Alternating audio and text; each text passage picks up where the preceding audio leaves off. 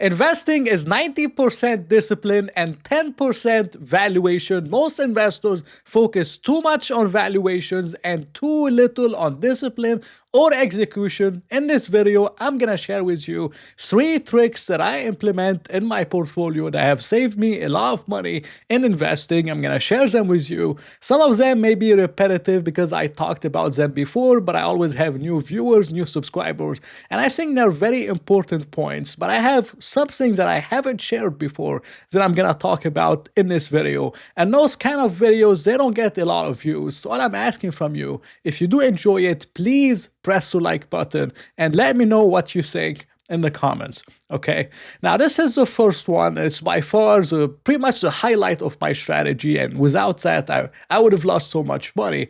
And this is mainly I DCA based on the fundamentals. Now most investors in general, especially beginner investors, they DCA based on the price, not based on the fundamentals. So let's say you buy a stock, the stock goes down 5%. Your first instinct whenever you see negative is to buy the dip. Why? Because it lowers your cost basis, you would be down less on the stock and it makes you feel better. Then the stock goes lower, you buy the dip. You just keep on buying the dip, you keep on buying the dip. Then all of a sudden you end up with a very large position on a stock that keeps on going down, and you're staring at the chart all day, wondering if the stock will ever recover. This is a position of weakness that you should never be in investing. And this is the wrong way of doing it, because not all stocks recover. Some stocks go down and they never recover. I can name a lot of them where the stock goes down and never recovers. So if you imagine, if you have, let's say, 15% of your portfolio and a stock that you just keep buying the dip just because you want to lower your cost basis, but the stock never recovers, like Walgreens or some kind, or Sears, or even Warner Brothers Discovery or something like that, it would be really, really bad. And I implement this strategy in my portfolio. For example, this year, I'm up 31% year to date. Last year, I was up 54%. I shared my returns on X. And I've had a lot of losers in those 2 years, including this year. I have United Healthcare. People told me, how are you up 31% this year while you own UNH? And the secret is, I've never bought the dip on UNH. I bought UNH only one time at $420. I'm down 37% on my buy, and I haven't bought a single share. Why? Because I DCA based on the fundamentals, not based on the price. So I bought UNH for a reason. Those reasons have changed. The fundamentals have kind of deteriorated. They pulled guidance. They have a new CEO. I want the company to prove itself to me before I add more to the stock. Even though I might miss the bottom and it could be 20% higher and it could be 50% higher and I might miss it. I don't care if I miss it. There's thousands of investments. What I care about is minimizing what could potentially be a permanent loss, because you cannot be spoiled in investing. Every single stock you buy does not have to work out. No one has a 100% hit rate, even Warren Buffett. He takes losses from time to time. So if this stock is going to be a potential loss, you have to minimize it as much as possible. And the best way to minimize it is, if it's not playing out, is to wait for the stock and the company to prove itself to you, and then you can add more to this investment even though you did not catch the bottom. This is a very important discipline method that I use. And I even averaged up on many stocks. Like I bought HIMS at $7 when it was unprofitable. Then I bought more HIMS at $11. And I bought more HIMS at $21. So I averaged up on HIMS many times because HIMS was proving itself to me. So I much rather average up on a company that's proving itself to me than averaging down on a company just because the stock is down. Now, if the fundamentals came out great and my thesis is still intact, then I would average down. But I'm not going to average down into an unknown situation and something that could be a permanent loss. So DCAing based on the price is very hard to stop because we constantly want to feel better, listen to our emotions, lower our cost basis. But once you ignore the price, you ignore all the drama, if the stock bottom, maybe it's not going back down, maybe this, you don't care about none of that stuff. You look at your thesis, you look at the fundamentals, like, okay, I'm going to wait for the next report. If I'm getting feedback that my thesis is right, then I'm going to buy more of the stock. If not, maybe it's time to sell the dip. Some dips are selling opportunities. So this is what I'm trying to explain to you is not every dip is a buying opportunity, and some dips are selling opportunity. Not every stock you buy will go up or will recover. Some stocks go down and never recover. And if it's the stock that you own, you have to make sure that you minimize this mistake as much as possible. And that's why I'm up 31% this year, despite having UNH went down, Oscar went down, many stocks went down, but they didn't affect me because I never bought the dip. I didn't commit to them. I didn't build them up. I bought the dip. I bought the stock, and I'm waiting for the fundamentals to prove themselves to me. Then I can buy more, or maybe I exit and move on. It's more about the business performance than just the stock relative to an unknown situation. And this is something that's very, very important. Now, the second one, and it may sound silly, but I'm going to explain it as the best I can. And it says buying a stock for a 50% pullback. So whenever I buy a stock, I buy it with the mindset that the stock will go down 50%, let's say on a worst case scenario. And I do that to help me set lower expectations. And this is something that a lot of investors struggle with, where they tell me I struggle with buying growth stocks. Let's say, for example, they buy HIMS, they don't know what to do. HIMS went down 5% on some kind of news, or 15%. Should they sell? What should they do? And they just get too emotional around volatility. Now, what I personally do is I don't overthink the situation. I do my research, I buy the stock. And I always have in my head, I'm like, okay, now I bought HIMS. Worst case scenario, HIMS will go down 50%. Let's say it's 3% of the portfolio. So worst case, HIMS will go down 50%. I'm going to lose 1.5% of my portfolio if I take a loss, if it doesn't work out, and then I move on. Now, the trick is if HIMS didn't go down 50%, it went down 25 or 30%, then I'm not going to be as upset because I'm like, okay, it hasn't declined 50% yet. It's only down 30%.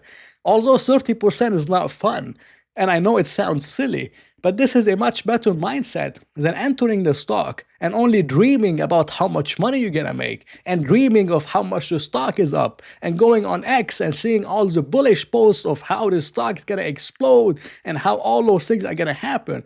Then if the stock doesn't go up, you're gonna be in panic. You're gonna be watching the stock. Why is it not going up? I don't know if I should sell it. You gotta run out of patience. And once you sell it, this is when the stock will go up. That's normally, what happens in investing. So you have to enter the stock with a mindset that the stock will decline 50%, because most of the big winners have declined more than 50% many different times. One of them being Netflix. Netflix is up 97,000%. If you go on ChatGPT, it tells you that Netflix has had 5 drawdowns of more than 50%.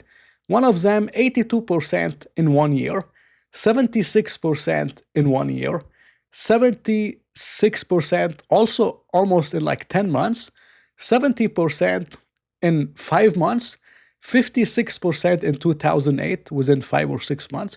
So you have to have this mindset of the 50% pullback. And the only way you're going to hold it is if you're focusing on the fundamentals. And it's the same thing with Apple, where this is the best stock of all time. And it had a 50, 60, 70% pullback. And you have to be okay with those things if you want to invest in the market and invest in growth stocks in general and potential winners. So don't kick yourself too much if you bought the stock and it went down 50%. I mean, sometimes you're not going to be able to time the market, but if you have a long-term horizon, long-term thesis, and you stick with the thesis, it's much better than worrying too much on short-term price fluctuations. And this is an important one. When I buy the stock, I'm like, okay, worst case, it goes down 50%, I lose half my money, and I just move on to the next investment. That's how I enter every stock. And it doesn't decline 50%, but it helps me with my emotions around the company, which I think is very important. Now, this is the third one, which I haven't talked about very often, but I track my portfolio using a watch list. So I go on Yahoo Finance, I put all my stocks that I own in a watch list. I don't put the allocation, I don't put the dollar amount, I don't put anything. And I don't open my broker unless I have to place a trade. I only track my stocks every day from the Yahoo Finance watch list. Why? Because if I'm looking at the watch list, I'm looking at percentages. I'm saying, okay, let's say, for example, something like HIMS went up 5% today. It went down 6% today. That's not too bad. It's much better to manage emotions looking at percentages than looking at dollar amounts. If you're down 50,000 in one day or 70,000, then you're going to start getting emotional. But if you look at it in terms of, oh, it's up 2%, it's down 5%, it's down 8%, no big deal. Different than looking at dollar amounts. So to avoid looking at dollar amounts, I don't open my broker unless I have to place a trade, and I track my stocks every day from a Yahoo Finance watch list, which I believe is very important. And as the reason why it's important, and all those things are important, is because you don't want to be emotionally attached to an investment. So whenever you look on X, you look on pretty much everywhere, you always get constant like positive feedback on why the stock is amazing. And sometimes it's good to look at those things. But if you get too focused on those things, you're going to marry your stock and you're not going to be able to sell it once the fundamentals are deteriorating. I can give you a stock called Beyond Meat. That was a big retail stock back then. Beyond Meat went to $200, now trading at $3. It was clear that the fundamentals were deteriorating.